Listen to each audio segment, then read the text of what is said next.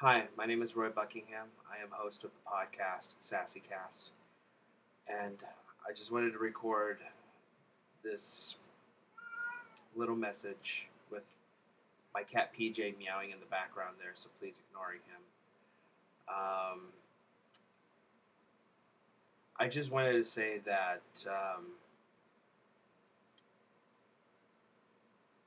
bullies come in all shapes and sizes and ages. And I know that for a lot of high school students out there, it seems hard. It seems very hard, especially when you're being picked on for something that honestly people out there want you to believe was a choice, but let's face it, it's not. Because why would you choose to be a race of people that are ostracized? I mean, really, what's the appeal in that? But that's besides the point. There's always going to be bullying, no matter what phase in life you're in. I mean, I'm 36 years old. I'm considered part of the gay bear community, and there are those out there who still think that it's okay to bully and find pleasure in it. And honestly, a bully is nothing but a person who just does not like themselves.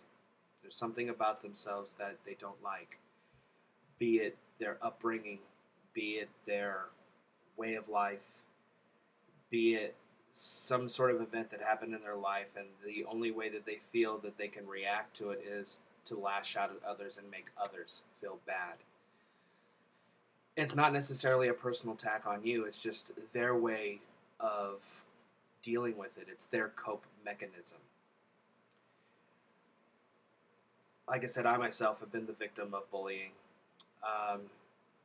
In high school, wasn't really bullied by the students. I kept my homosexuality very hidden in high school, considering I went to a religious high school. And I remember my freshman year that somebody who was out did get beat up off campus, so that kind of helped me stay silent. But I'm okay now. I mean, I made it through. But as I said earlier, bullies do come in all shapes and sizes and ages and forms, and sometimes a bully can come in the form of someone that you don't necessarily expect, and in that case it was my father. When I was about 13 years old, I was bad, and from my local bookstore, when I was first coming into grips with my sexuality, I would steal male nudie magazines, and I had a little stash hidden under my bed. Apparently, one day my father came home and discovered this before I came home from school, confronted me on it. His form of confrontation, though, was to scream loudly at me. He hit me a couple of times. Then he proceeded to take the stack of nudie magazines outside to our barbecue with flame broil Weber, poured lighter fluid on the stack, handed me a box of matches, and told me to light them on fire. I did. As soon as I did that, he grabbed my head and shoved it into the fire and told me that if I continued on the path that I was on, that this was going to be my future because this is what hell felt like. It scared me. It terrified me for years, and I will admit it did make me contemplate suicide. However, I met up with a group of friends who made me feel that it was okay, that it was all right. And then suddenly I realized that people like my father are honestly a minority out there. That the world is such a bigger place than what is inside your own little sphere. High school is not your life.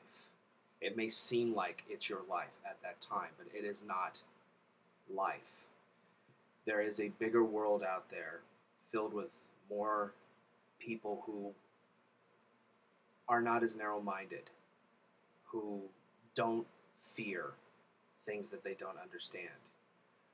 That there are people who will accept you for who you are and the way you are, instead of bashing you because they don't understand something and that they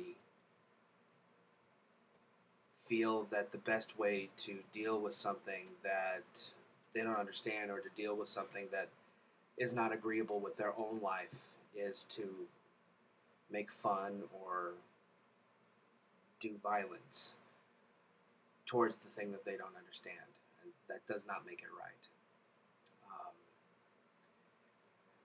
To any teen, gay teen out there who is going through a tough time right now, there is hope.